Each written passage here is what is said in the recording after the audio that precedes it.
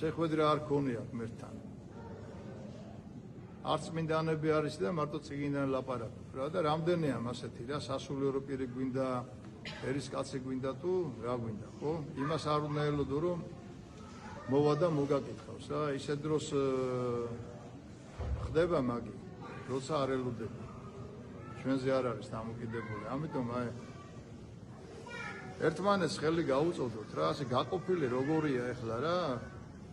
სადღაც მიდიხარ და ვიღაცები პატივს სცემენ, ვიღაცები კიდე ან შეშინებულები და ან ისე არიან, ხო? არ შეიძლება ქართველები ასე ვიყოთ რა. საერთო მტერთან ერთად ვიბრძოლოთ. აი საქართველოს გავაძლიეროთ და მე ერთმანეთში მე გავარჩიოთ რა საქმეები.